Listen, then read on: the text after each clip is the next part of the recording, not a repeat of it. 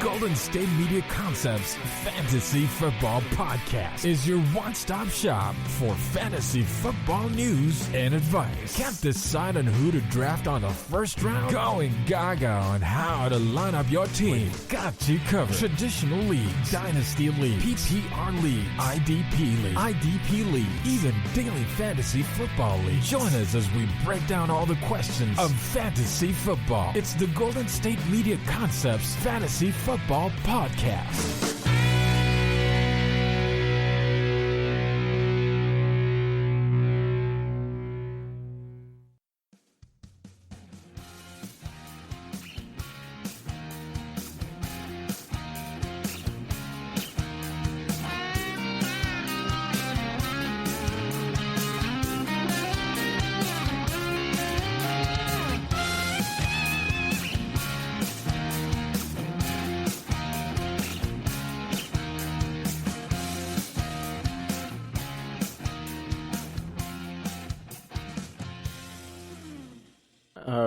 And welcome to another edition of the GSMC Fantasy Football Podcast, brought to you by the GSMC Podcast Network. I'm your host, Kenneth Ruenfelder, and we got another jam-packed show for you today. We're going to do quarterback rankings for each division in the NFC, so I'll rank the QBs 1 through 4 in each division in the NFC, and then the next show I'll do it for the AFC. We're going to talk about different QB situations, what the status is with some teams' QB situations, and how that's going to impact fantasy. We're going to do a draft analysis of the NFC North, and then we're going to do another edition of Draft or Pass pertaining to the draft picks that were taken in the first round of the NFL Draft. So let's get right into the first segment. All right, so we're going to do the quarterback rankings for the NFC first for each division. So let's get right into it. So we'll start off with the NFC East. So at number 4, I have Daniel Jones. Now, I have Daniel Jones at number 4 because I think, like I've talked about on the past couple of shows, the jury is still out on him. This is a big year for him, to make big strides and, take that next step. The Giants have put the pieces around him to be successful. But I think coming off of last season, there are some concerns, I think. But I did talk about how, new system and, how he had to learn a new playbook and all that kind of stuff. And, the Giants really didn't have a true number one wide receiver. And a lot of that, definitely had to play into the fact that Daniel Jones really didn't play well in terms of stats. And also the fact that Saquon Barkley was out for pretty much the whole season. But I just feel like out of the QBs in this division, and I'm going off of who I think is going to start. So I think out of the QBs that are in this division, I think he's probably the worst one. Though I think he's going to make a lot of improvements. I think, like I talked about, the Giants, I think, really gave him the tools to be successful. They've, upgraded at wide receiver. They got him another tight end. They're putting a lot of stock in the offensive line. A lot of the guys that they drafted in last year's draft, they're anticipating are going to take big strides and big jumps in year 2. So Daniel Jones is definitely going to improve. I really think he will. I just think in terms of the productivity when it comes to fantasy, and I think some uncertainty, I think you kind of stay away from him. In terms of the 1 QB leagues, I think definitely since I do a 2 QB league, I think he's somebody you definitely want to get on your bench. But when it comes to single QB leagues, I think he's kind of more of a streamer option. But I think in terms of the other QBs in his division, I think he's probably going to be the one that has the least amount of points. So the next QB is Jalen Hurts. Jalen Hurts, he did have a few good games when he started. The Cardinals game when he had about 37 points, I think that was week 15, I want to say. And he was great in that game. Now they bring in Davonte Smith, and that gives Jalen Hurts a true number 1 wide receiver. They still have Zach Ertz, which I talked about on the last show. They have him and Dallas Goedert, and they're a nice 1-2 punch when it comes to tight ends. I mean, it looks like Zach Ertz is still going to be on the team.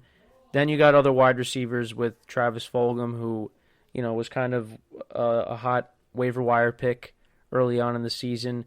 And the Eagles are hoping that Jalen Reagor takes a big step in year 2. So, you know what? Jalen Hurts has some nice pieces around him. I just think that, he's very effective when he's on the run. And I feel like with him, I feel like he's more of a reliable mobile quarterback than Daniel Jones is. Daniel Jones fumbles it a lot. And I think that's one of the concerns I have with Daniel Jones is the turnovers. And I just feel like with Jalen Hurts, I think he's kind of like a safe pick. I think really, and the other thing is he only played in a couple games, so it's a small sample size. So I might be going out on a limb here saying that Jalen Hurts might be a slightly better option than Daniel Jones is. But I don't really think Daniel Jones, outside of maybe like his first NFL start, he really hasn't had like monster games when it comes to fantasy.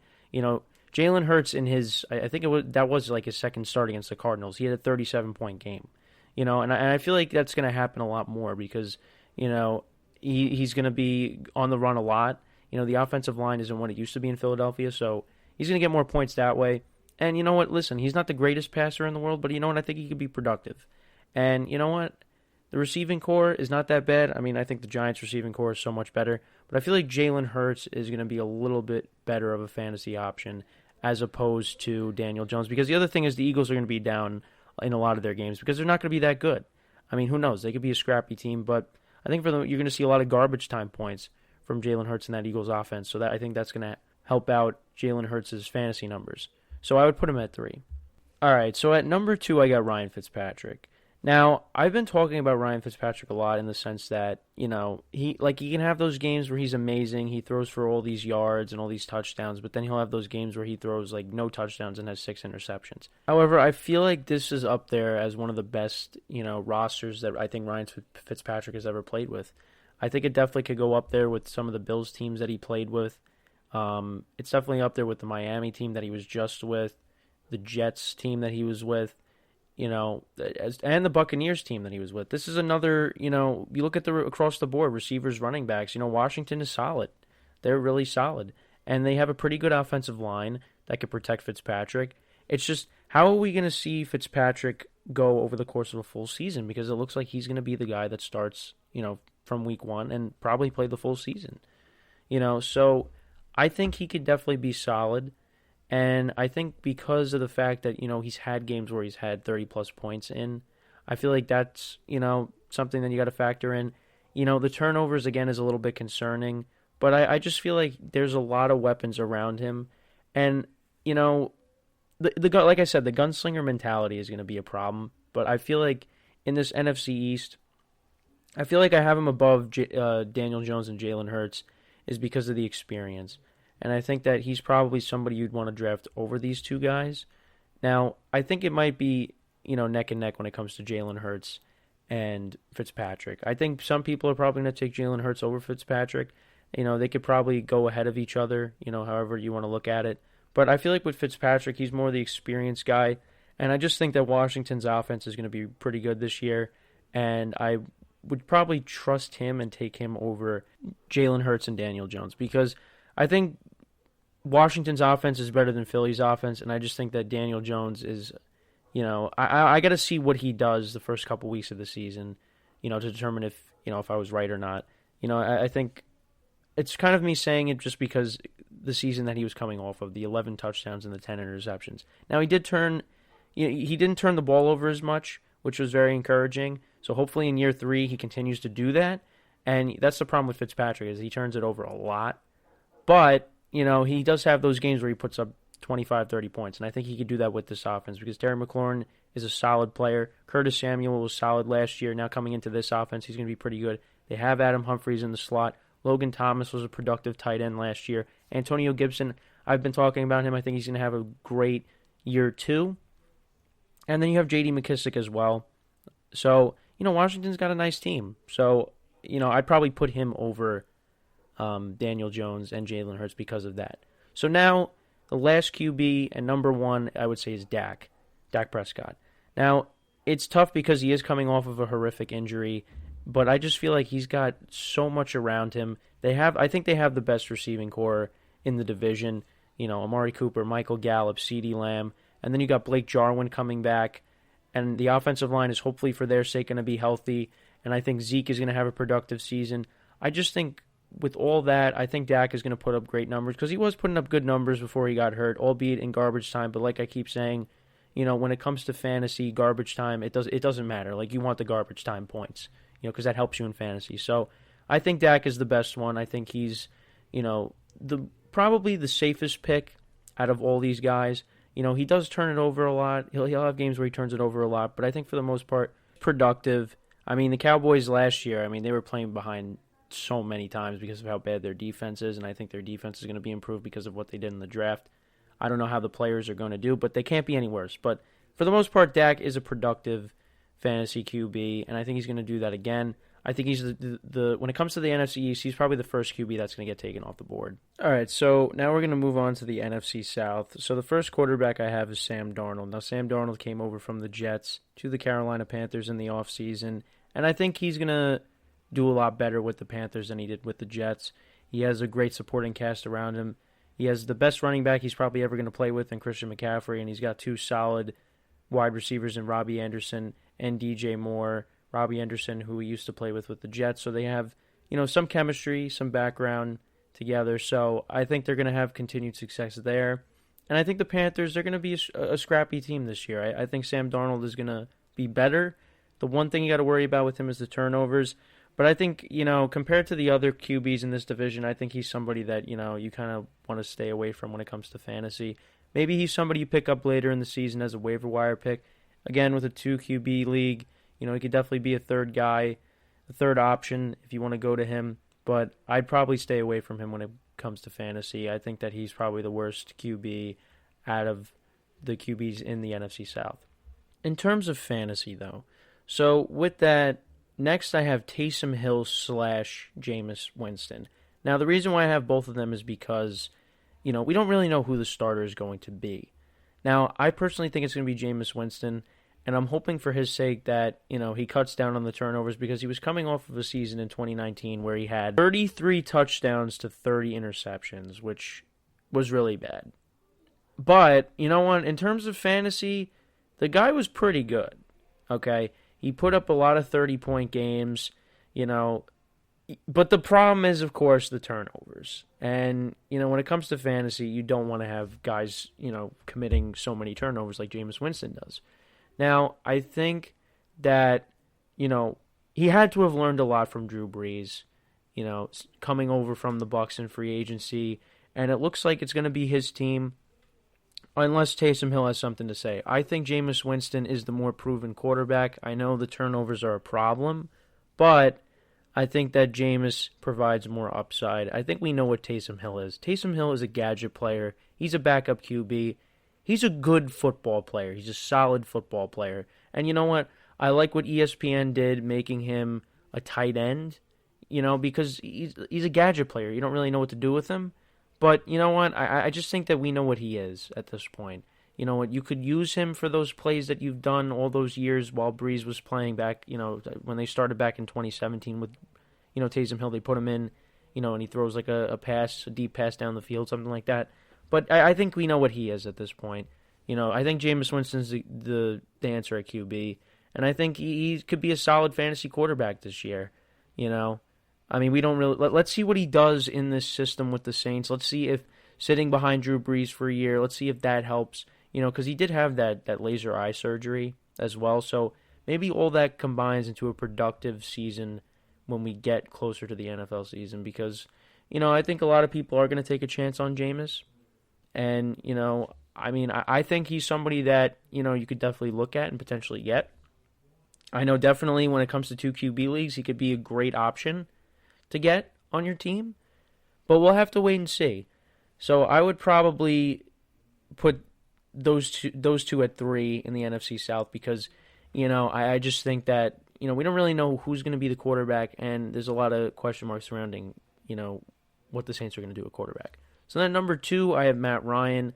I think Matt Ryan is like one of the most consistent fantasy players, when it comes to the quarterback position. Now Atlanta brings in Kyle Pitts. They draft him, I think with the 4th overall pick it was. So, they add another weapon to the arsenal for Matt Ryan. You got Julio Jones there for the time being, and you still have Calvin Ridley. This is a great offense on paper, and I think Matt Ryan could still produce. I think he's going to... I don't think he's going to be as consistent as he once was because now he's getting older. He's 35 now, which is amazing. to think about. I mean, time flies. But I think, it's going to be hard for him not to do well with the weapons around him. I mean, Atlanta as a team collectively really isn't that good, but I think this Atlanta offense is going to put up a lot of points, and I think Matt Ryan is still a solid QB option when it comes to fantasy. But then at number 1, I have Tom Brady. I think with this system, the second year under this system, guys coming back, there's more continuity. Brady's going to be good this year. As long as he's protected, I think Brady's going to have another great season. Is he going to throw 40 touchdowns again? I don't know. I think he's going to throw at least 30, But we'll have to wait and see. But I think Brady's the best QB out of this division. I mean, look at his track record. He's probably going to be the first guy that you're going to want to take out of all these QBs. And he's a solid QB option. He could be that one. He could be QB1. I think when you do 2 QB leagues, he's definitely one of the best number 2 QBs you could have if you do a 2 QB league, at least in my opinion, because I've won with him multiple times as him being my QB2. And a lot of people do sleep on him, so I would take a chance on Brady once again. I mean, the guy hasn't really shown any signs of declining other than, the turnovers, because when he has no time to throw, he looks terrible. But I think the Bucs are going to be able to protect him, and because of that, he's going to be solid once again, and he's going to be a solid fantasy option, and he's going to be the best QB in fantasy in the NFC South. So now let's move on to the NFC North. All right, so as of right now, I'm going to put Justin Fields / Andy Dalton last because I don't know when Justin Fields is going to take the field for this team, and I'm assuming Andy Dalton is going to start. Now, that all depends on, how Justin Fields does in OTAs, in practice, in training camp, in preseason. If he lights the world on fire, then most likely he's going to start, and he's the future of the Bears. But I think as of right now, Andy Dalton is going to be the starter, and we know what Andy Dalton is. He was solid at one point in his career, but I think now at this point he's a backup QB. And, he was probably one of the best backup QBs to have on your team. I think Dallas bringing him in last year was very smart. I mean, he did end up playing a lot more than he should have because of the injury to Dak. But, he did look good at times, and he still has the talent. But he's not that QB1 that he once was. So I'm kind of putting them last just because, there's a lot of uncertainty as to whether or not, who's going to be the starter and who isn't going to be the starter. Because odds are if Justin Fields does start and he, plays well, he's going to move up on this list. But at number 3, I got Jared Goff. Now, I put Jared Goff at 3 because, you know what? He was a solid QB at one point. I think he's going to definitely regress with the Lions because he doesn't have the receivers like he did. He's not going to have the running back like he did. And he's not going to have the offensive line like he did. Now, the Lions did a great job getting Penei Sewell, who was arguably the best tackle in this draft. So Jared Goff might have some sort of protection, which is good. He does have a nice tight end in TJ Hawkinson, but outside of that, the weapons are pretty lackluster in Detroit. But I think there's not a QB controversy surrounding Jared Goff in Detroit. And that's the reason why I have him above Justin Fields / Andy Dalton. Now, that could very well change as we get, as the season goes on, because I will come back to these rankings at some point during the season. Right now, this is just my very early QB rankings for fantasy. So, yeah, Jared Goff at number 3. Number 2, I'm going to put Kirk Cousins just because I think he's got the best weapons around him out of the QBs that I just mentioned.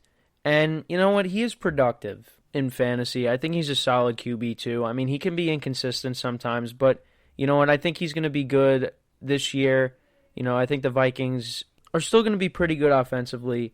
They do have solid weapons at the wide receiver spot with Adam Thielen and Justin Jefferson, who I think is going to be even better in year 2. And you still have Dalvin Cook, of course, coming out of the backfield. So that's all going to help out Kirk Cousins.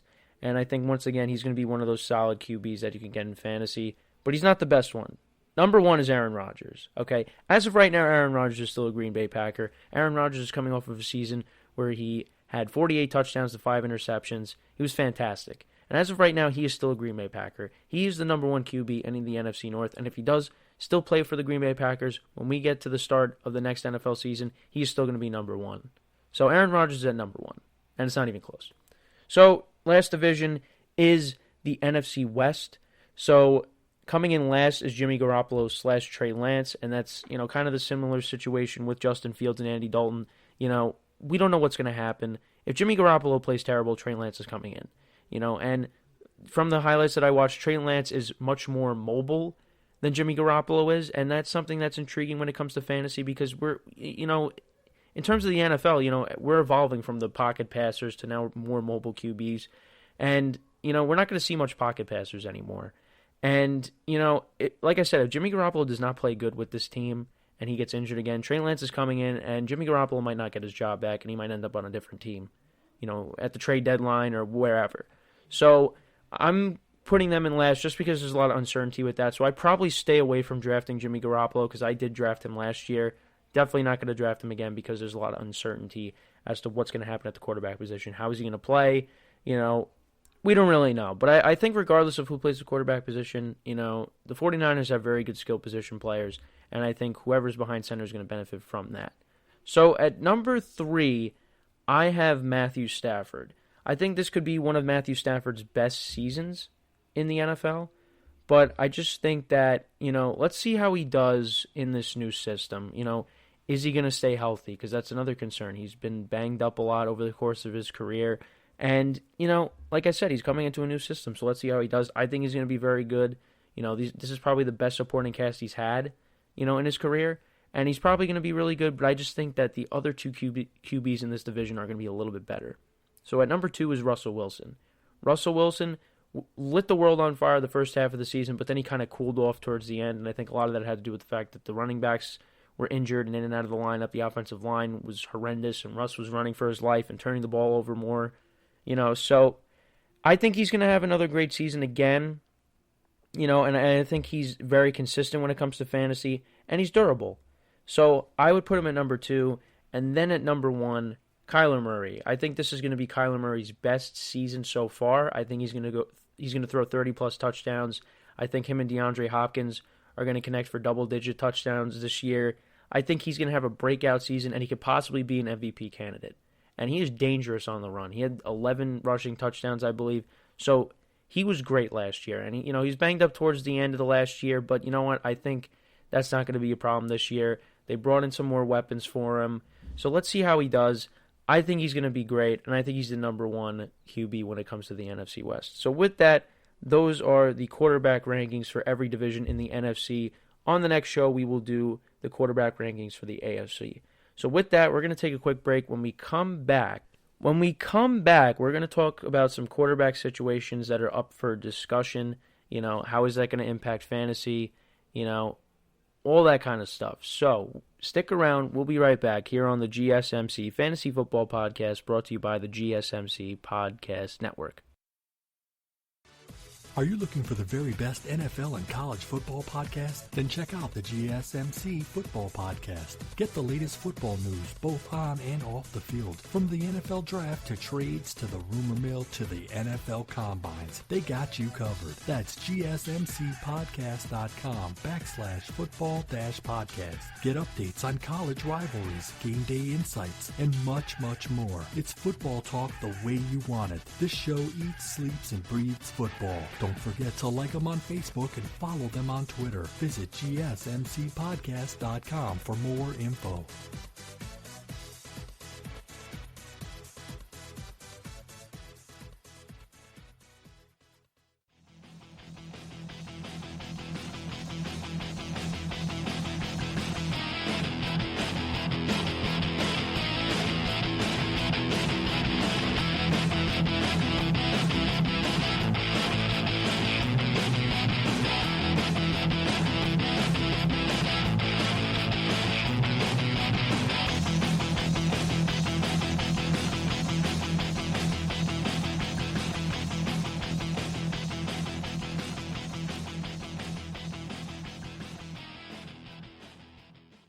All right, and we're back here on the GSMC Fantasy Football Podcast. For segment number 2, we're going to talk about some QB situations that are up for discussion and how they're going to impact fantasy in the 2021 NFL season. So, with the first situation I got is really one of the hottest topics in the NFL right now, and that is Aaron Rodgers and Jordan Love. Now, Aaron Rodgers won MVP in 2020, throwing 48 touchdowns, 5 interceptions, like I talked about in the last segment, and I said how he's the best QB in the NFC North. And as of right now, I would say that Aaron Rodgers is going to be a Green Bay Packer, like I said in the last segment, and I think he's going to play in Green Bay in 2021 because I think the media really has blown this whole situation out of proportion, and Adam Schefter was talking about it on various platforms, and he said basically it was really all about accumulation, and that, it was a bunch of different things that led to him releasing the story on draft day, and there wasn't anything new that came out. He just released the story based off of what he already knew. So this was kind of a interesting thing because everybody kind of looks at Adam Schefter as a reliable source when it comes to news regarding the NFL. And this was kind of one of the first times where you kind of had to sit back and realize, maybe he was trying to stir up some controversy, with that. So who knows? We're like ways away from figuring out what's going on with this whole situation. But needless to say, Aaron Rodgers, I think it will be a Green Bay Packer. I think he's going to start for the Packers in the fall. Now, if Jordan Love does start, what do I think? I think he's a guy that you probably would just, maybe draft if you're doing a 2QB league. But other than that, I'd probably just stay away from him because there's a lot of uncertainty around him. Really haven't watched, any of his highlights. I don't really know, what he's all about. He's got a strong arm. And you know what? Green Bay does have pieces around him to be successful if he were to start. But I just think that with Aaron Rodgers, I think he's going to be the quarterback. I really think that, the media, like I said, the media is just trying to, create a narrative that's not there for them. And they're trying to reach on it. And there's nothing there for them. So I really think, Green Bay and Rodgers are going to figure this out. And Aaron Rodgers is going to be the quarterback in the fall. And when he is, he's going to be one of the top QBs you're going to want to take in your drafts. And I think he's going to have another great season. I don't know how Green Bay's going to do, overall because, I think a lot of teams in the NFC have improved. But I think when it comes to Rodgers, I think that, he's going to have a great season. And because of that, Green Bay will have a good season and they'll be a solid team throughout the season. And I think if Rodgers does come back, there's not going to be any controversy. He's going to be the guy. He's going to be one of the best QBs taken in your drafts. And, he's going to have another great year. So one of the situations I have now, the next one, is the Washington football team. Now, I talked about Ryan Fitzpatrick being the starter and, how I think that he's going to be probably the second best QB in the division when it comes to fantasy. But I think that if he turns the ball over a lot, maybe they go to Taylor Heineke. They brought him back on a 2-year contract. He played well in the playoff game against Tampa Bay. Again, it's a small sample size.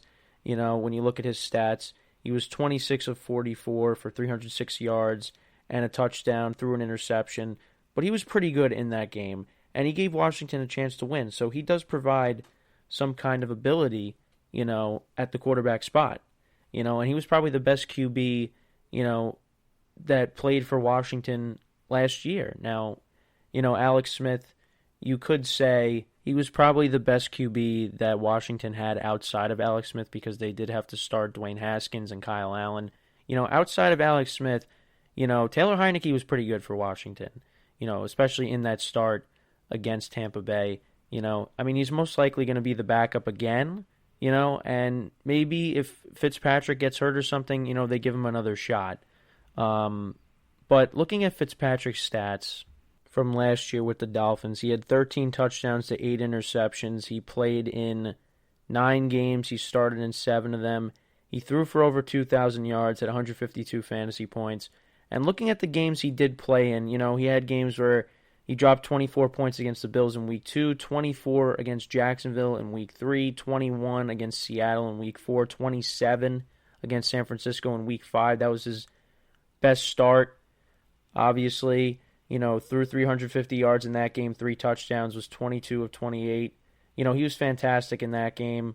Miami throttled San Francisco in that game. It was 43-17. That was an insane game for Miami, and put the league on notice. They did go 10-6, and unfortunately they missed the playoffs. But That was a game where that kind of turned a lot of heads. And, let's see how Miami does this season. But overall, I think Washington, they're probably going to go ahead and start Ryan Fitzpatrick. And, when it comes to fantasy leagues, I think you do take Ryan Fitzpatrick. I think Taylor Heineke, is going to be a guy that's obviously going to go undrafted in pretty much every league. But if he does indeed start and you're desperate to find a QB to start, if your QB's on a bye week, if he's injured, whatever, I think he's a good piece to pick up depending on what the matchup is. Like I talked about in the last segment, Washington, they improved their offense. They got some weapons around them. I think really Tyler Heineke can step in and be productive with that offense if he does indeed start at any point during the season. Because I think Ryan Fitzpatrick is going to be solid. I read off his stats. He had a lot of good games for Miami last year. He does put up 20-plus points, a lot. And I think with this offense, he could do the same thing. So I think Taylor Heineke could do good if he had to step in and fill in for Ryan Fitzpatrick. I don't think Fitzpatrick is going to play the full year. I don't. I think at some point, he's either going to get injured or he's going to play bad and they're going to have to replace him. But we'll see what happens. I just think that Ryan Fitzpatrick, he puts up good numbers. I think the good kind of outweighs the bad. But we'll have to wait and see. But yeah, that's another QB situation that I just wanted to talk about.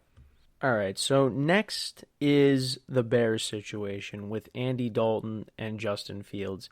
Now, I think Justin Fields is a guy you definitely want to get in your dynasty leagues, but looking at what's going to happen in the beginning of the season, I think Andy Dalton is going to start the beginning of the season. The Bears told him that he's going to start the beginning of the season, and I think he's going to start at least the first couple of games. But I think if unless Justin Fields, like I said, lights it up in training camp, OTAs, practice, in preseason, I think Andy Dalton's going to start, at least start the season. But I think Justin Fields will finish the season for the Bears, and who knows where the Bears will be at that point. I'm hoping from a Giants standpoint that the Bears have a top 5 pick, and they do terrible in 2021, but who knows. Looking at the stats for both quarterbacks from this past season. Now, obviously, there's really no fantasy numbers for Justin Fields, but, Justin Fields had a very good year in 2020, only playing in 8 games due to, COVID and all that. Throwing for 2,100 yards, 22 touchdowns, 6 interceptions in only 8 games. I mean, the year before that it was fantastic. 41 touchdowns to 3 interceptions. And you know what? He's a guy that's mobile. And he played well against Clemson. A lot of people were shocked by that. And they beat Clemson. Now, obviously, going up against Alabama was going to be tough, and, they couldn't get the job done there. But, Justin Fields was pretty good and had a solid college career. And let's see how he does in the NFL. I think he's going to eventually start for the Bears, in 2021. I think everyone knows that. And Andy Dalton, he is what he is. And let's look at his stats from last year. So in 9 games that he started, he played in 11 games, started in 9. He threw for 2,100 yards, 14 touchdowns to 8 interceptions, had 135 fantasy points. And some of his best games came when he had 18 against the Vikings. That was when the Cowboys started to figure things out on offense and get on a little bit of a roll. Then he had 17 against the Ravens, 15 against the Bengals, his former team, 17 against the 49ers. He had 26 against the Eagles, went 22 of 30, 377 yards, and 3 touchdowns. So the guy could still play. It's just, can he do that over the course of a full season? I don't really think so. But he did, provide some stability at quarterback for the Cowboys when Dak Prescott was out. And yes, Matt Nagy has come out and said that Andy Dalton will start, but I think that narrative is going to change, once we get closer and closer to the season. I think that he'll start the season, but like I said, I think Justin Fields will eventually take over. And it's just another example of us leaving the era of the pocket passer, and we're going into that era of mobile quarterbacks. And Justin Fields is another example of that, and he provides more upside for the Bears because we know what Andy Dalton is. Now, Nick Foles is still on the team, so who knows what's going to happen with that. I think Nick Foles is probably going to get cut or traded and end up being a backup somewhere. I mean, who knows? He might be the backup for the Eagles, and then if that happens, we might have to touch on that QB situation, whether or not they should start Jalen Hurts or Nick Foles. I'm totally kidding. Jalen Hurts should still be the quarterback for that team. But yeah, overall, when it comes to the Bears, I think Andy Dalton's going to start. I think what people should do is they should draft both Andy Dalton and Justin Fields.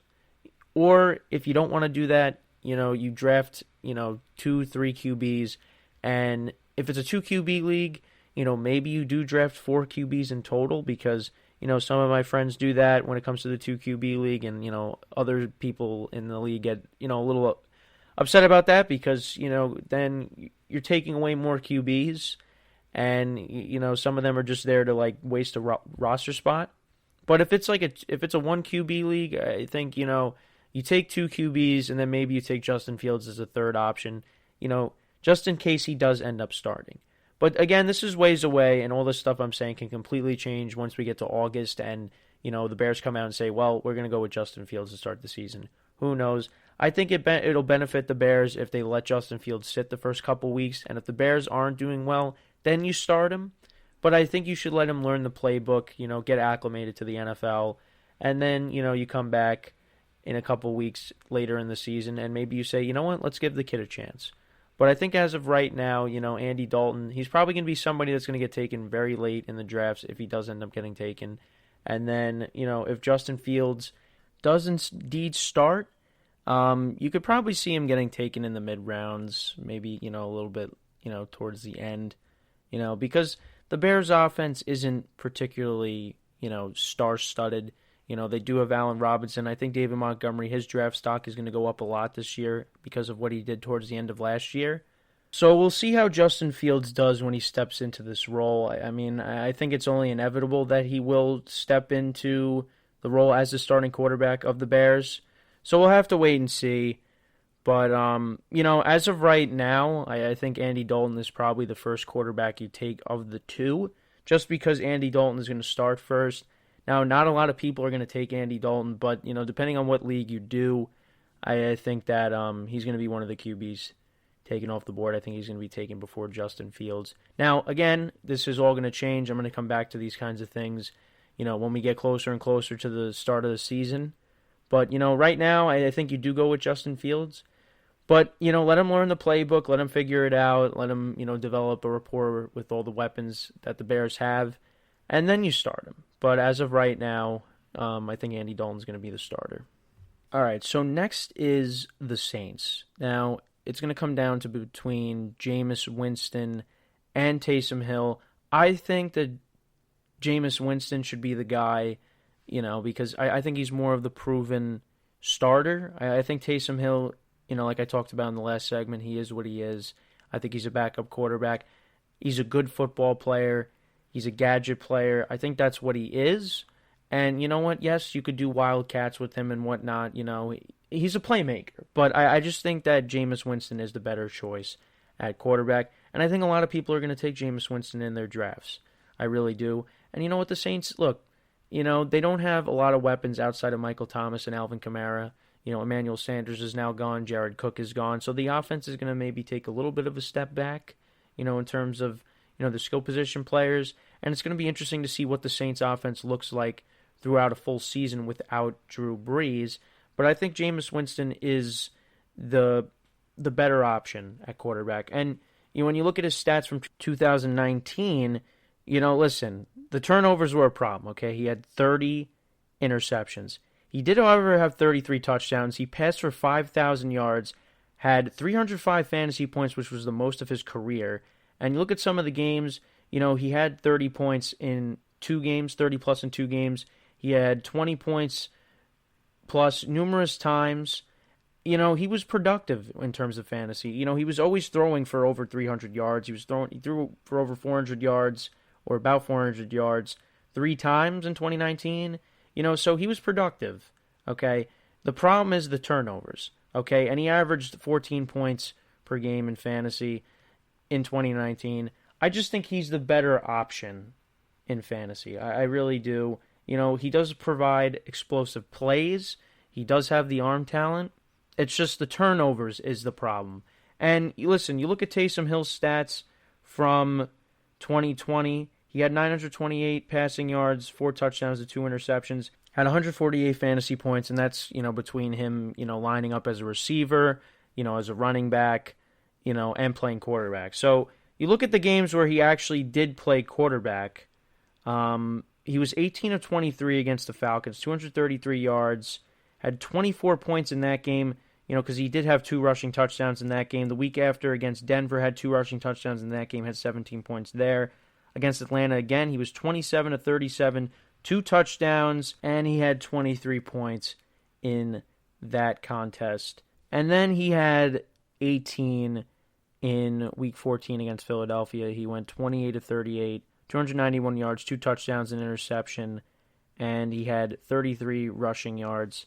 And, he didn't play particularly well in that game, but the fantasy numbers, he was productive. So, and then Drew Brees came back in Week 15, and he actually had a touchdown in that game. So I think now with the Saints losing a couple weapons on offense, I think he's going to take on an even bigger role, when we get to the 2021 NFL season. I don't think he's going to be the starter, though. I think he's still going to be heavily involved in the offense, and I think he has talked about wanting to be the starting quarterback. And I think that he's going to get the opportunity, to, prove himself and maybe be the starter, but I think it's going to be Jameis Winston. And I think Jameis and Taysom Hill are going to get taken in the mid-late rounds, because, there's better options out there, and I think, as of right now, you don't really know who the starter is going to be. I think it's going to be Jameis, and I think Taysom Hill, his stock is still going to be high because of the fact that you could put him now at tight end. So if he isn't starting as the quarterback, you could put him at a tight end, for your fantasy team. So, or the flex spot. So, I think that's where I see, that situation playing out with Jameis Winston starting and Taysom Hill kind of being the gadget player that he has always been. So Jameis will probably be taken in a lot of drafts, like I said, mid-late rounds.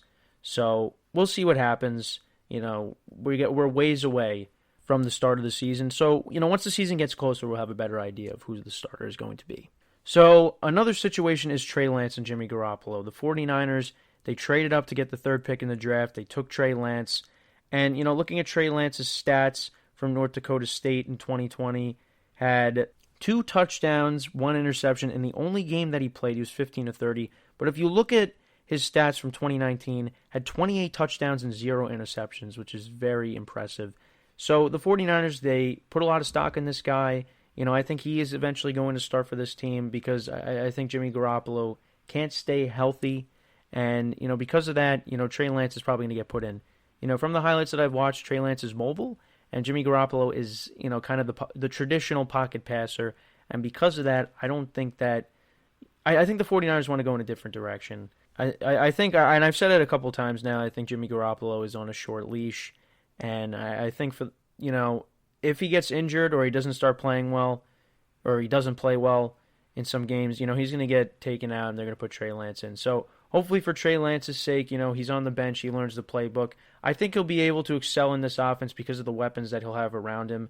And, the 49ers love to run the football too, and they got some quality running backs, in the back, coming out of the backfield. So we'll see what happens with that. I think Jimmy Garoppolo, I would stay away from him. I wouldn't touch him. I think Trey Lance is probably the same thing. I think those guys are both going to be, on the waiver wire. Now, when it comes to dynasty leagues, it's a little bit different. I think Trey Lance could be somebody that you potentially take. But, other than that, I think you stay away from the 49ers quarterbacks just because, Garoppolo, we don't know how durable he's going to be this year. And we don't know, the kind of leash that he's going to be put on. I mean, I think it's going to be a short leash. I mean, if he doesn't play well, he's getting taken out, I think Trey Lance will be a hot waiver wire pick if he does indeed start. And like I said, he's going to have a lot of good weapons around him. So, I think it's going to be hard for him not to be successful. So that's how I see that situation playing out. I think you kind of stay away from them until, they do make a QB change. So, yeah, that's the 49ers situation.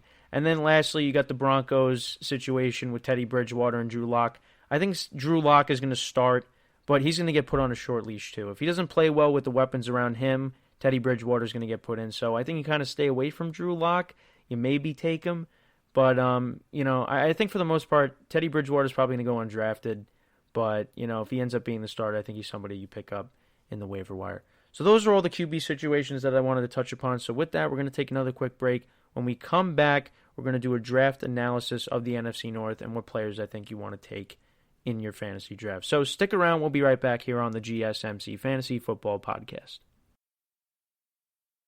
Tired of searching the vast jungle of podcasts? Now listen close and hear this out. There's a podcast network that covers just about everything that you've been searching. Hey! The Golden State Media Concepts Podcast Network is here. Nothing less than a podcast bliss with endless hours of podcast coverage. From news, sports, music, fashion, cooking, entertainment, fantasy, football, and so much more. So stop lurking around and go straight out to the Golden State Media Concepts Podcast Network. Guaranteed to fill that podcast itch. Whatever it may be. Visit us at www.gsmcpodcast.com. Follow us on Facebook and Twitter, and download us on iTunes, SoundCloud, and Google Play.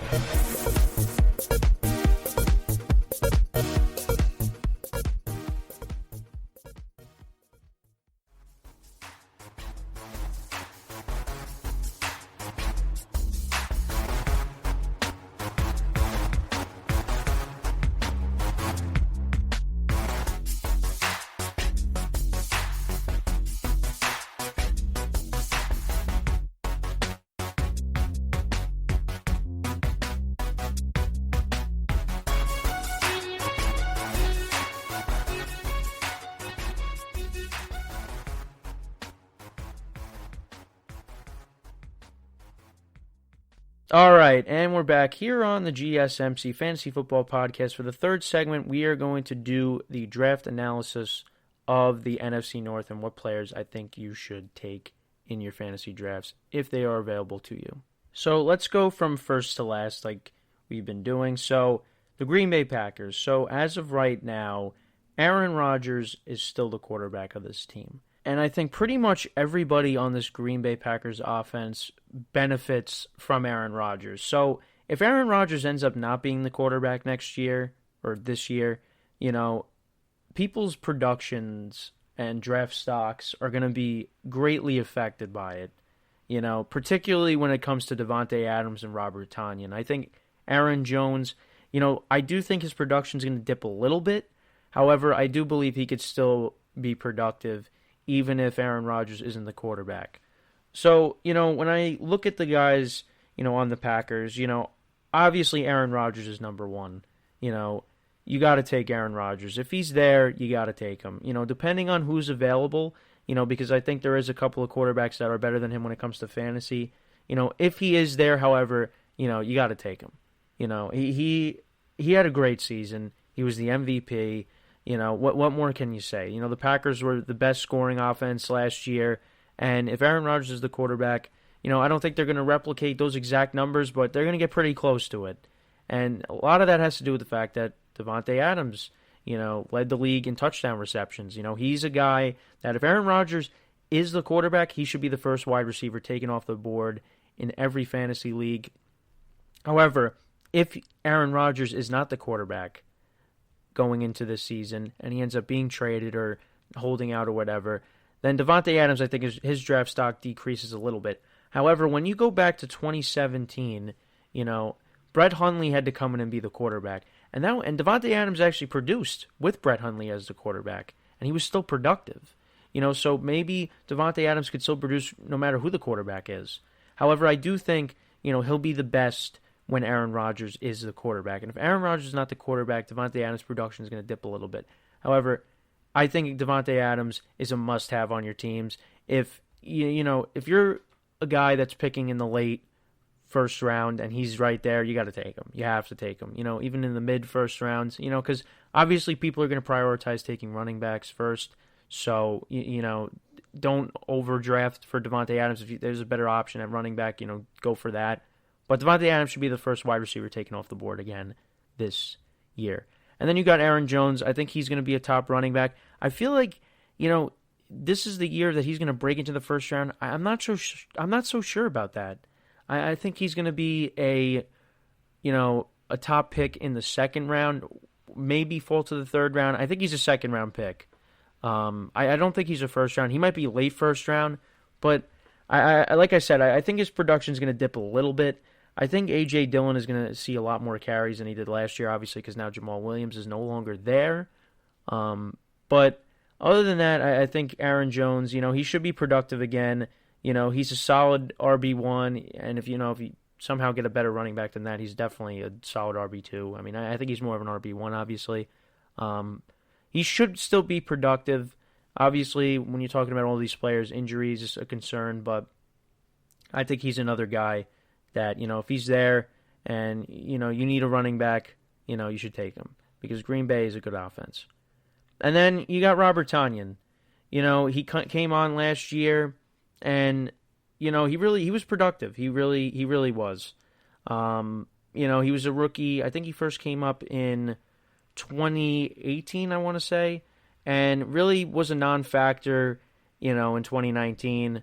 But, in 2020, he was very productive. And like I always say, tight end is very, very thin, and there's a couple of good tight ends, but outside of that, there's really, nobody else you can rely upon.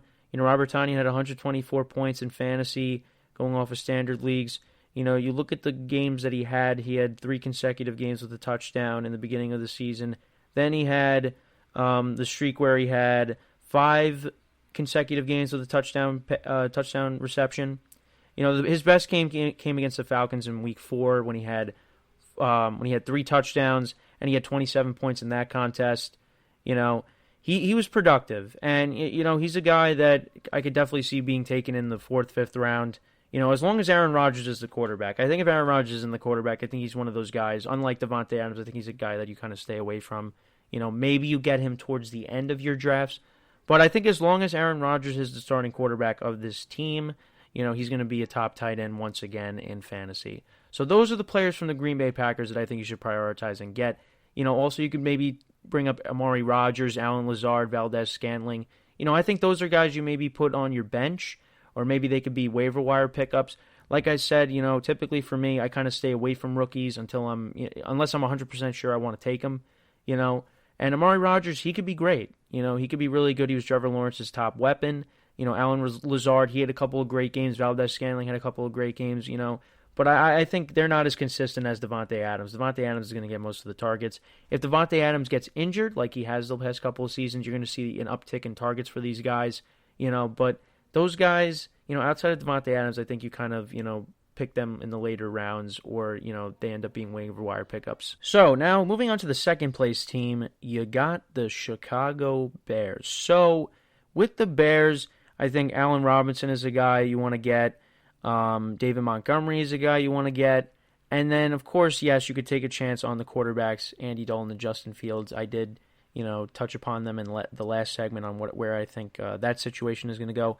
So really, when you look at the Bears offense, you could go after Allen Robinson. You could go after David Montgomery. I think David Montgomery is probably the guy that goes first out of the players on the Bears, that are fantasy worthy, or at least, you would consider them for fantasy. You look at David Montgomery's numbers from last season. Had over 1,000 yards, played in 15 games, averaged 4.3 yards per carry, had 8 touchdowns, 8 rushing touchdowns, had 438 receiving yards, 2 touchdowns there, only fumbled the ball once, had 210 fantasy points, and you look at his stats from week 12 to week 15, he had 20-plus points in all those games. I mean, he really, it came out of nowhere.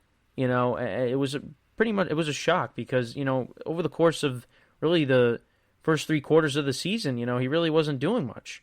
And then all of a sudden, he just went off the last, 6-7 weeks of the season. So I think he's going to be a top running back pick. Not in the first or second round. Well, maybe towards. I think he could go in the second round. If not the second round, definitely the third round, because I just think that maybe he figured something out. And this was a guy that a lot of people wanted to get. His rookie season, and he really didn't do anything. And now, let's see what he does now over the course of a full season. Hopefully, he stays healthy, and continues to produce. I think he will. But we'll have to wait and see. So you got David Montgomery is one of the other guys you would take. Well, the first guy you would take. And then Allen Robinson, I think, is somebody you would probably get, second. I think it's just because there's a lot of uncertainty regarding the quarterback position. Allen Robinson in 2020 played in all 16 games, had 1,250 receiving yards, 6 touchdowns, had 160 fantasy points, which was the most of his career. He averaged about 10 fantasy points a game. And, it was a little bit inconsistent. He didn't reach 20 points in any of his contests, but you know what? He did get 18 plus in about 3 or 4 of his games. So he was productive in some of his games, but you know what? He is a little bit inconsistent. I think he's kind of falls back, and he's more of a number 2 flex option now. Maybe with Justin Fields, his production is going to increase, and who knows? Maybe even with Andy Dalton. I think both of those options are upgrades to Mitchell Trubisky. They have to be better than Mitchell Trubisky. Now that Mitchell Trubisky is gone, maybe Allen Robinson's production increases. It can't get any worse. So those are probably the guys that I would take from the Bears. Of course, when it comes to defense, I really haven't talked about defense in any of these draft analyses that I've done. So, yeah, I think the Bears defense you probably take because they still got some playmakers on that team. Guys are getting a little bit older, but you know what? They're still going to get their sacks and they're going to get turnovers. I think the Bears, I don't really know what they're going to be like this year. I don't think they're going to be horrifically bad. They might be a bad team. They could go either way, really. It all depends on the quarterback position. If Justin Fields lights it up or Andy Dalton lights it up, this team could be good. I think the defense benefits from better QB play. I mean, you see that in many different situations where, a QB gets replaced and, you bring somebody else in and, that just lights a fire under the whole team and, guys at different positions, play better. We saw that when Jimmy Garoppolo got put in, the 49ers, they were a terrible team in 2017. You put Jimmy Garoppolo in and they won all of his starts. So if, you put Justin Fields in and he plays well, I think that the team is going to rally around him and be better because of it.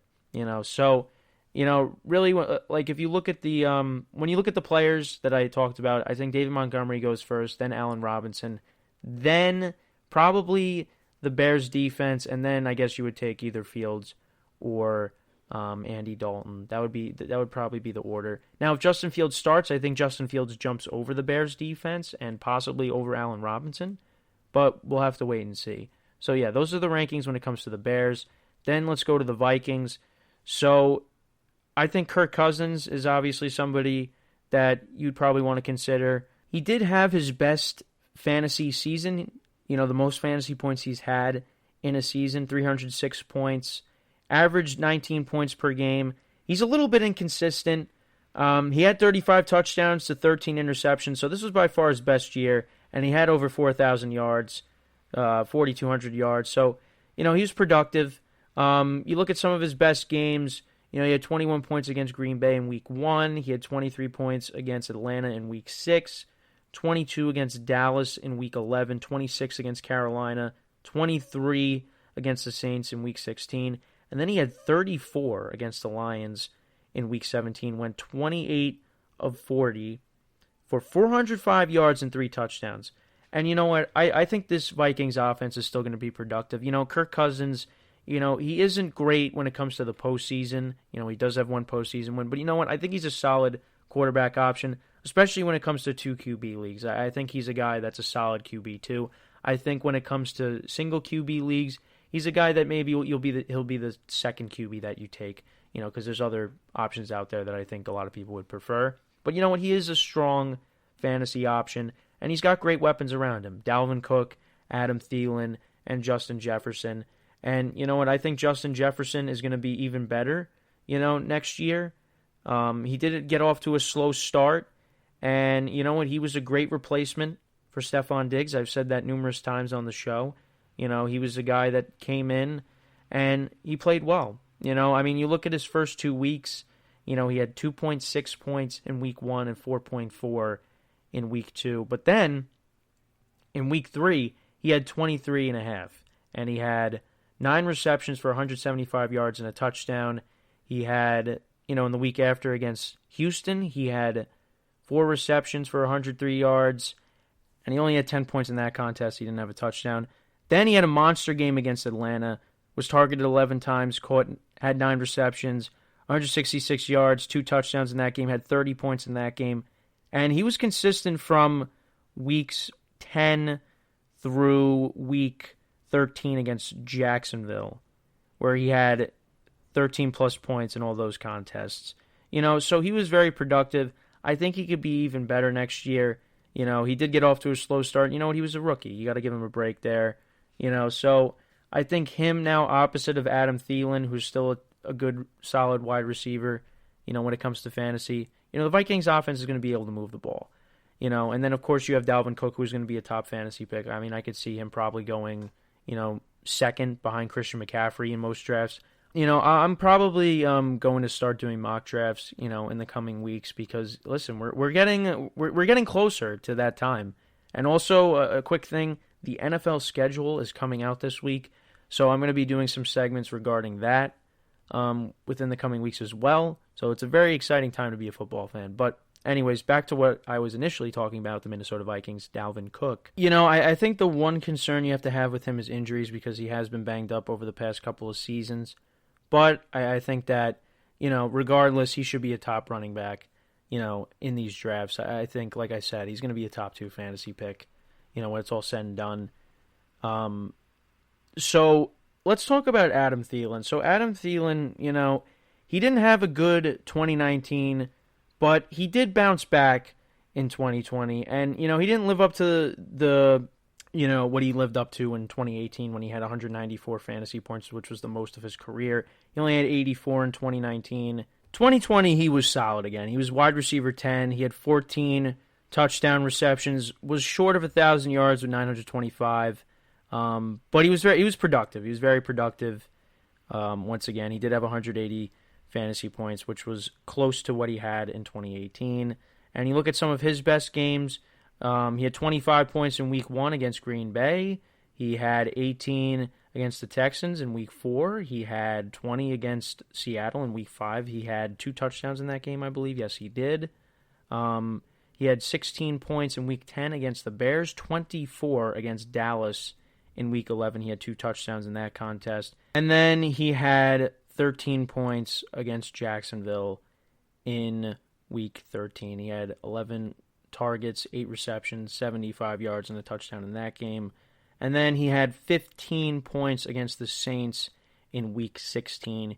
He had 8 receptions, 97 yards, and a touchdown in that game. He was productive, and he averaged about 12 points per game in fantasy in 2020. And again, this is going off a standard league. So he was productive, and I think he's going to be productive again. This Vikings offense is going to be pretty good next year. I think another guy that might have an increase in fantasy value is Irv Smith Jr., the tight end for the Vikings. And I think I say that because of the fact Kyle Rudolph is no longer there. Irv Smith Jr. only had 68 fantasy points in 2020. He had 12 points in Week 14 against the Bucs. He had a touchdown in that contest. He had 2 touchdowns against Detroit in Week 9. He had 13 points there. So he is kind of touchdown dependent. Also, he had 17 against the Saints, and he had 2 touchdowns in that contest. So he's a little bit touchdown dependent, but I think that now with Kyle Rudolph no longer being there, he's going to see an increase in targets, and we're going to see an increase in productivity. He's probably a tight end that's going to be taken in the much later rounds if you're desperate at the tight end spot. He could be a nice backup tight end on your bench, or he could be a hot waiver wire pickup. We'll have to wait and see, but I think he's another guy that you could potentially get or want to get, if you're thin at the tight end spot. So really, I think the order would go in like this. So you'd have Dalvin Cook probably going first, then Justin Jefferson, then Adam Thielen, then Kirk Cousins, then Irv Smith Jr. I think that's probably how you would see that go. And the Vikings defense, they might be improved. I think they'd probably go last among those guys. Actually, maybe go ahead of Irv Smith, and then Irv Smith would be last. So that's probably how I would see the order of the Vikings players going in fantasy leagues. And then finally, you have the Detroit Lions. So I think really anybody, on this team, I think the few players that are up for discussion and could be fantasy, you could consider for fantasy, is DeAndre Swift, TJ Hawkinson, Jared Goff, and maybe even Tyrone Williams. Now, I'll start off with Tyrone Williams. So he did not play in 2020, was productive in 2019, had 101 points in 2019, And, was consistent for the first couple weeks of the season, but then he kind of cooled off, and I think he dealt with he did deal with some injuries. He missed several weeks. So, he did kind of cool off. But, I think he's probably going to be one of Jared Goff's top weapons. There's not a lot of firepower on this Lions offense. Marvin Jones is no longer there. Kenny Golladay is no longer there. So, Tyrone Williams is probably going to be a top weapon for Jared Goff, and we'll see how he does. I think really the main guys that you want to focus on is probably T.J. Hockenson, DeAndre Swift, and Jared Goff. So T.J. Hockenson was very good. He started in all 16 games, had 108 fantasy points. Was one of the top tight ends, in fantasy. In 2020, he was top 5. He was tight end 5. And you know what? I think he's probably going to be Jared Goff's top weapon. He's going to be a security blanket for Jared Goff. Like I said, there's not a lot of firepower on this offense. I think he has the potential to have his best season in the NFL. I think Jared Goff is going to use him as his favorite target. So I think, he's probably going to be taking T.J. Hockenson in, the mid-rounds. Because like I said, tight end is a thin position. And then, you look at DeAndre Swift, who I think is another guy that people are going to want to take. He was RB 16 in 2020. He had 10 touchdowns. He played in 13 games. He started in 4 of them. He had 143 fantasy points. He did have a couple good games. He had 24 points against Jacksonville. He had 20 against Washington in Week 10. He had 11 against Green Bay in Week 14. He had 18 against Tennessee in Week 15. And then he had 13 against the Vikings in Week 17. So he did have a couple of good games, and I think he's most likely going to be the Lions' lead back when we get to the 2021 NFL season. So I think he could be a solid RB2 or a flex option, once we get closer to our fantasy drafts. And then finally, you got Jared Goff. I think, if you're desperate for a quarterback, QB2, he could be that third QB you take. Really didn't have a great season statistically, but he did pass for just under 4,000 yards. He had 20 touchdowns, 13 interceptions. That is a little bit of a decline in terms of his productivity. Had 239 fantasy points. Did have a couple of good games, 20-plus games. Had 23 points against Philadelphia, 27 against the Bills in Week 3. He had 24 points against Washington in Week 5. He had 23 against Tampa in Week 11. He had 24 against Arizona in Week 13. So those were a couple of good games that he had over the course of the season. I don't know how he's going to do in Detroit. He's definitely going to regress in Detroit. He does not have the weapons that he had in LA. He doesn't have Sean McVay. I'm pulling for him to do well, but I think he's going to struggle. I think he's a guy you take a chance on, in the very late rounds. He could be a waiver wire pickup, but I don't think he's going to be that good in 2021. But we'll have to wait and see. Hopefully he's protected. Hopefully, I'm wrong. So yeah, those are the Lions players that I think you should consider getting. I think, it's probably going to go, somewhere with Swift first, then Hockenson, then Jared Goff, and then maybe Tyrone Williams if you want to have him on your team. So yeah, that is my draft analysis for the NFC North. Those are the players that I think you should consider or definitely pursue, once we get closer and closer to fantasy drafting. So with that, we're going to take another quick break. When we come back, we're going to do another edition of Draft or Pass with the first-round picks taken in the 2021 NFL Draft. So stick around. We'll be right back here on the GSMC Fantasy Football Podcast. Are you looking to get your college football fix? Looking to get the latest news on your favorite school's team? The GSMC College Football Podcast is your ticket to all things college football. Join us as we talk college football from the national championship, the college rivalries, the bowl game, to the Heisman Trophy. To which conference is the best? We've got you covered for the Big Ten, SEC, Big 12, the Pac-12, ACC, and everything in between. Download the GSMC College Football Podcast on iTunes, Stitcher, SoundCloud, Google Play, or anywhere you find podcasts. Just type GSMC in the search bar.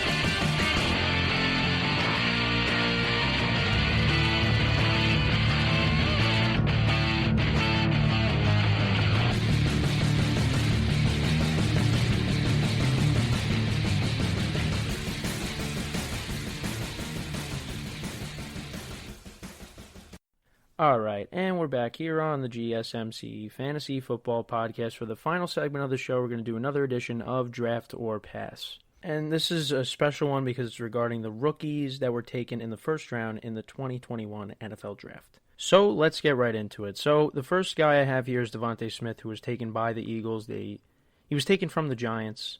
You know, the Giants were going to take him, and then the Eagles were just like, oh, let's make a trade with Dallas and, you know, make Giant fans, you know, even more upset, you know, because of what the Eagles did in Week 17. You know, we talked about that a couple times on the show, but, you know, just another reason not to like the Eagles. So, Davonte Smith, draft or pass? I would probably draft him just because I think he's going to be a top weapon for Jalen Hurts. And, you know, there's not a lot of playmakers on this Eagles offense, but I think that Davonte Smith, you know, he won the Heisman. You know, he had a very good season for Alabama. You know, it's going to be interesting to see how his game translates to the NFL, you know, but I think because he's Jalen Hurts' top weapon, I think that he could be a solid flex option, you know, because again, I'm not very, you know, high on rookies because I just, you know, I have to see how they play in the NFL first, and then, you know, I'll feel more confident about them. Like second-year players like Justin Jefferson, like those guys I'll take, and Jonathan Taylor, another example, you know, but when it comes to rookies, I don't know how they're going to do in the NFL, so I typically stay away from them. I think, you know, the safer bets come with quarterbacks, you know, because, you know, they get a lot of points, you know, for the most part. You know, receivers, they can lay goose eggs and, you know, not do anything. But I think Davonte Smith will be productive somewhat, and because of that, I would draft him. Probably in the later rounds because, you know, it's a rookie, but we'll see. I think he can be a strong flex option, possibly a strong number 2 wide receiver, because, of course, there's other options out there. Definitely when it comes to dynasty leagues, you want to draft him. So I would draft him. All right, so next we got Niji Harris, who was taken by the Steelers. Now, this is a tough one. I'm going to pass on him just because I don't know how the Steelers' offensive line is going to be come this season. However, if the Steelers' offensive line is strong, and if I was very confident with them, I would definitely draft Niji Harris. But because that their run blocking was so bad last year, you know, typically towards the end of last season. I mean, because the Steelers, they started off 11-0. They were, you know, the best team in the NFL at one point.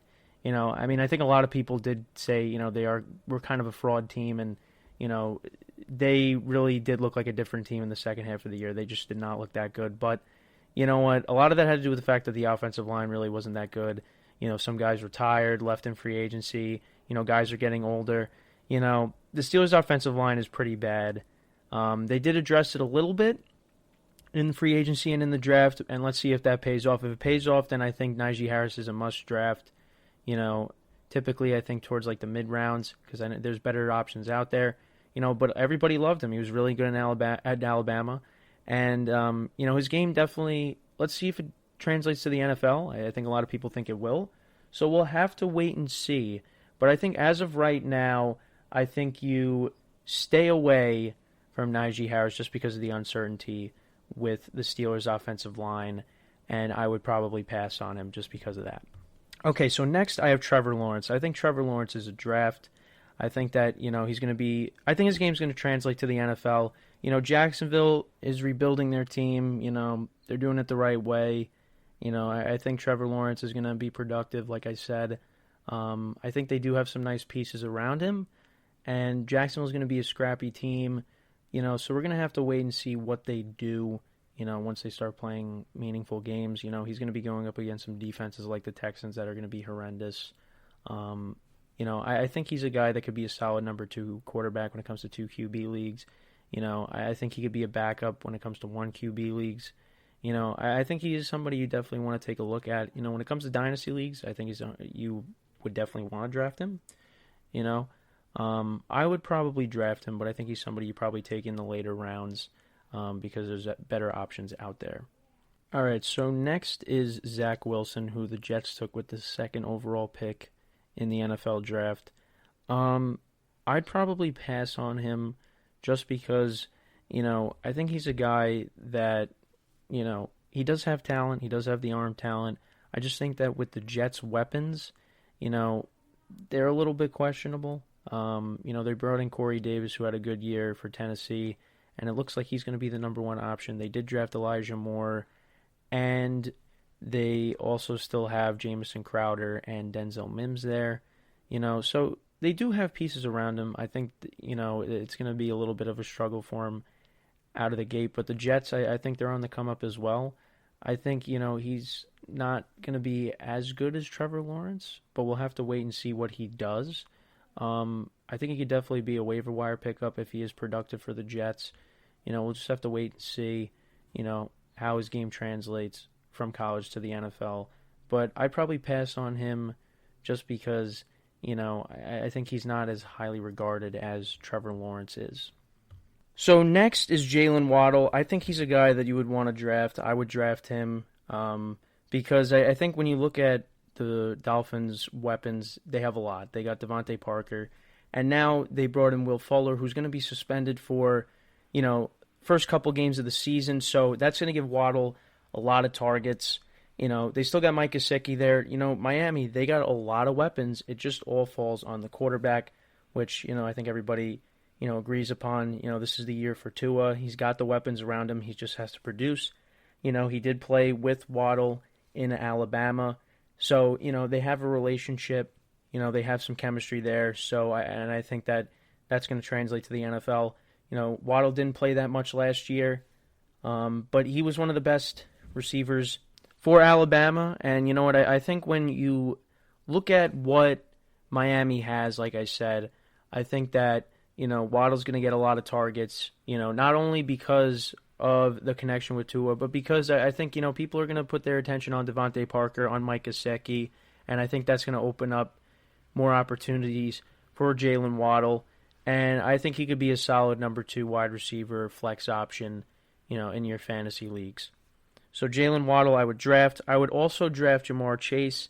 I think he's going to be the top weapon for Joe Burrow because like Tua and Jalen Waddle, Jamar Chase and Joe Burrow played with each other at LSU. They have some chemistry there, and I think that, that's going to benefit greatly. For fantasy owners, I think Jamar Chase is another guy. He could be a flex option, but it all depends on what the status is of Joe Burrow. I think if Joe Burrow does start the season, I think Jamar Chase's fantasy value goes up, and I think more people would want to take him earlier in drafts. If Joe Burrow doesn't start the season, I think he's somebody that, will get taken later in a lot of fantasy drafts and be stored away on the bench until Joe Burrow comes back, because we don't really know who the quarterback is going to be, when Joe Burrow is out. I believe it's going to be Brandon Allen because the Bengals did trade Ryan Finley to Houston. So I think Brandon Allen would be the starting quarterback if Joe Burrow is not able to start week 1. So I think that kind of hurts Jamar Chase's fantasy value a little bit. But I think you draft him because, a lot of people think he's a stud. And, the other concerning thing is, how is the Bengals' offensive line going to be this year? That was really the main reason why Joe Burrow got hurt last season. And, the Bengals, they just thought, well, let's get, Jamar Chase, to help out Joe Burrow in terms of weapons. But I think, we're kind of seeing the importance of an offensive line, how important an offensive line really is. And I think if you don't have an offensive line, it doesn't really matter how many weapons you have around you. You're not going to be able to be that successful, because your quarterback's going to have no time to throw and your quarterback's going to get killed. And, we saw that with Joe Burrow. He was under pressure a lot last year, and he got hurt, and it's unfortunate. But I think, hopefully the Bengals, they can figure it out. They protect Joe Burrow better. And if Burrow starts week 1, I think Jamar Chase is somebody that's going to get taken earlier in fantasy drafts. But if he's not, he's going to get taken later in drafts. However, I think he's somebody that you definitely would want to draft. I would draft him. I would take him in the later rounds if he is available to me. So another wide receiver here is Cadarius Tony, who the Giants took with the 20th pick in the NFL draft. They traded down. They traded with the Bears. They traded down to 20.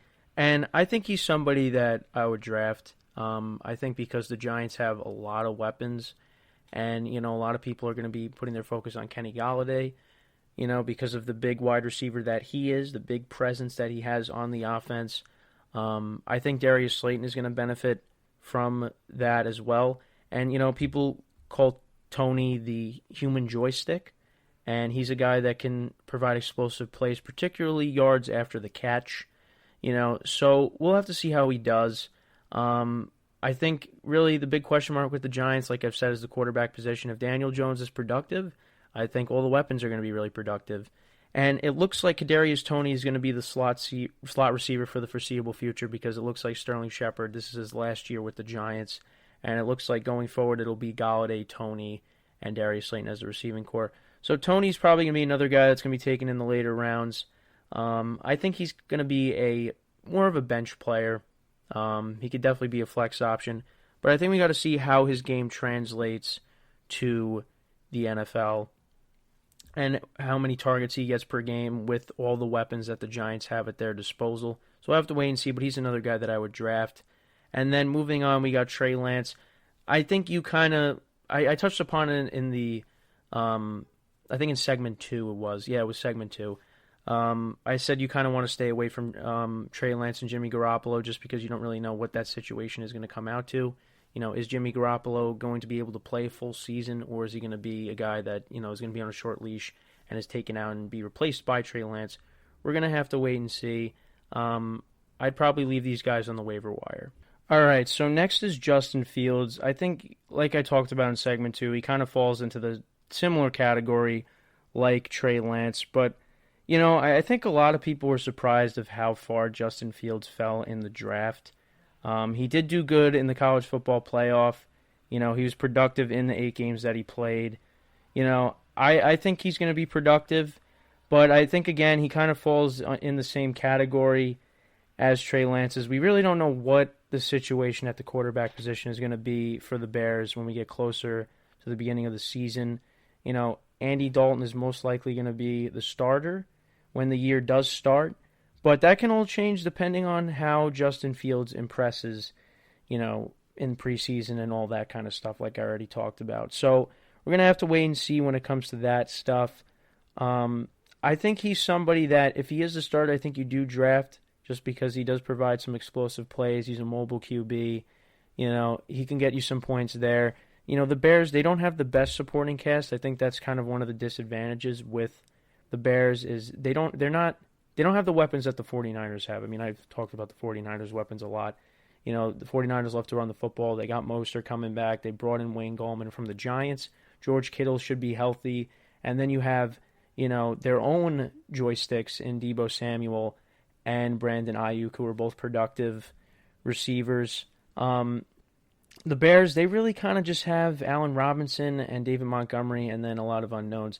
Now, Tariq Cohen is supposed to come back. I believe he tore his ACL last year, so he might be another weapon that, can help out this passing game and running game. He is more of a receiving running back. He's not a power running back, but you know what? He definitely can add another dimension to that offense that can help out Justin Fields.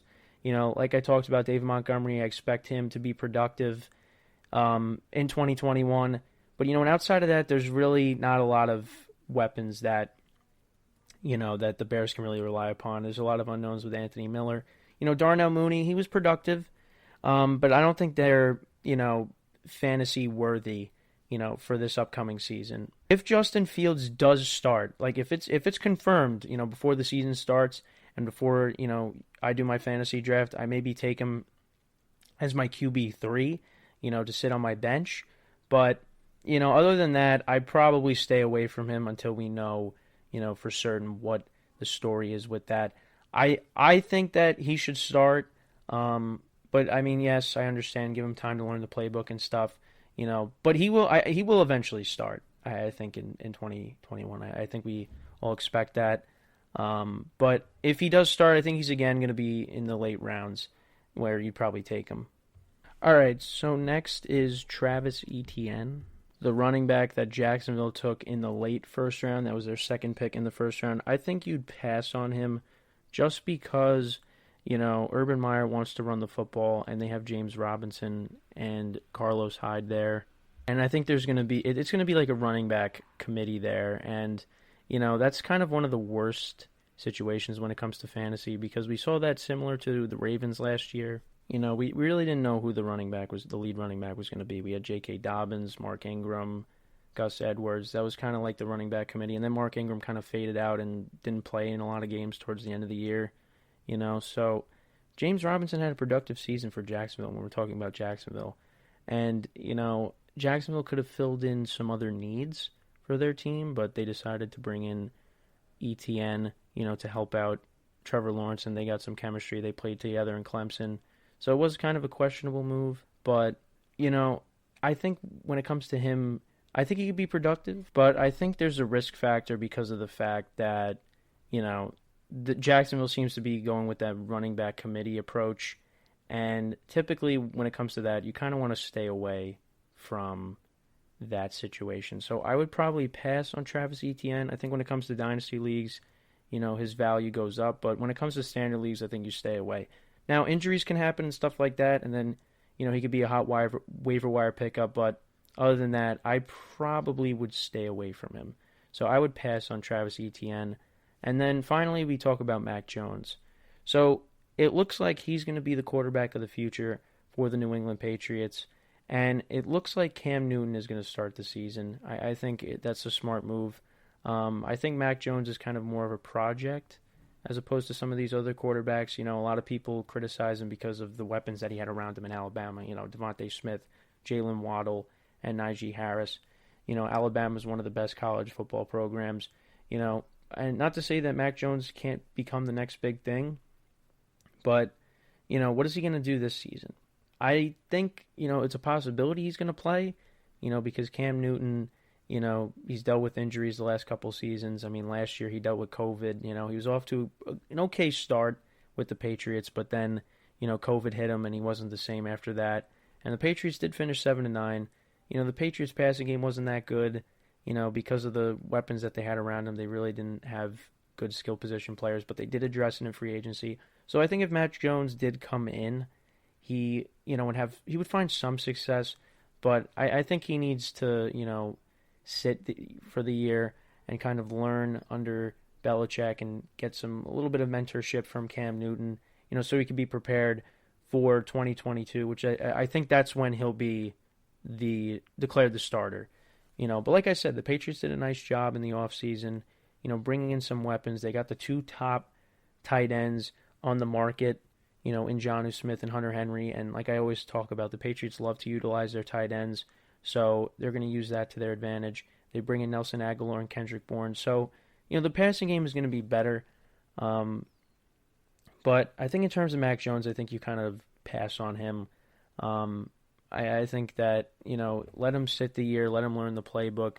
He wasn't projected to be the highest rated QB in this draft, like Trevor Lawrence and like some of these other guys. So, I mean, I could be completely wrong. I'm not the best evaluator of talent, but you know what? If he does come in, I think he could find some success because of the weapons he does have around him. I mean, it's not going to be the supporting cast that he had in Alabama, but you know what? They got some players, and New England also likes to run the football too, so that could definitely help out Mack Jones as well. If he does come in, but I would pass on him. If he does end up starting and becomes a hot waiver wire pickup, then you pick him up. But I think other than that, you probably would stay away from him in regular drafts because I think Cam Newton is going to be the starter when we get to the start of the regular season. And yeah, so Mack Jones is probably not going to see the field, for a while. But we'll have to wait and see. All right, so with that, those are the players that I would draft or pass on from the first round of the 2021 NFL Draft. So with that, that is all the time we have for today. I thank you for joining us.